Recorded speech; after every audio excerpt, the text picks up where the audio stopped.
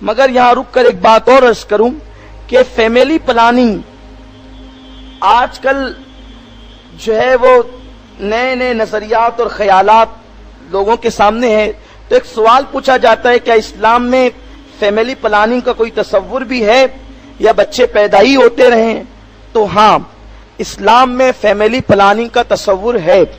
اسلام بھی اس کی اجازت دیتا ہے کہ تم فیملی کے حوالے سے پلاننگ کرو، مگر ایک چیز یہ ہے، جیسے مثال کے طور پر ایک بچے کے بعد فوراً دوسرا بچہ پیدا ہو جائے تو پہلے بچے کے لیے دودھ کا مسئلہ، اس کی دیکھ بھال کا مسئلہ، اس کی صحت کا مسئلہ، بہت سارے مسائل آ سکتے ہیں. تو ایسی صورت میں اسلام فیملی پلاننگ کے حوالے سے بہت سارے نظریات پیش کرتا ہے. پہلا نظریہ تو یہ کہ اسلام حکم دیتا ہے کہ دوریاں اختیار کی جائے. دوسرا نظریہ یہ، اور اگر ملاقات ہو تو پھر باہر کی طرف فراغت کی جائے. تیسرا نظریہ یہ کہ اگر فیملی پلاننگ کرنا ہو تو بہت اچھی کمپنی کا جو کنڈوم آتا ہے اسے استعمال کرنے کے حوالے سے اسلام اجازت دیتا ہے. ان ساری تدابیر کو کرنے کے بعد، چونکہ اللہ کے رسول صلی اللہ علیہ وسلم نے صحابہ کو عزل کرنے کی اجازت دی.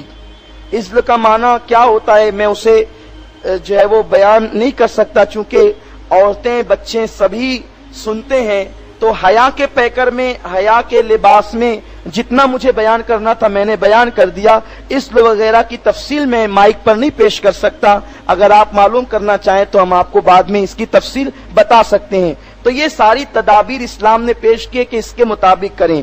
کنڈوم کا استعمال جو ہے وہ عزل ہی کی ایک شکل ہے، لیکن شرط ہے کہ وہ بہت اونچی کوالٹی کا اور اچھی کمپنی کا ہو، تب علماء اس کی اجازت دیتے ہیں. تو اب آپ یہ کریں گے تو اس کی وجہ سے آپ فیملی پلاننگ کر سکیں گے، اور آپ کا بچہ اگر آپ چاہیں تو 2 سال 3 سال کا ہونے کے بعد دوسرے بچے کی ولادت ہو سکتی ہے. اتنی اسلام نے اجازت دی ہے. لیکن یہ سب بیان کرنے کے بعد جب صحابہ نے کہا تھا کہ حضور ہمیں عزل کی اجازت دیں، تو میرے آقا نے فرمایا ٹھیک ہے میں تمہیں عزل کی اجازت دیتا ہوں، مگر سن لو کہ جس قطرے سے بچے کی پیدائش لکھ دی گئی ہے، جس قطرے سے بچے کی پیدائش لکھ دی گئی ہے، اگر اس قطرے کو تم پتھر پہ ڈالو گے تو بھی اللہ اسے بچہ ہی پیدا فرمائے گا.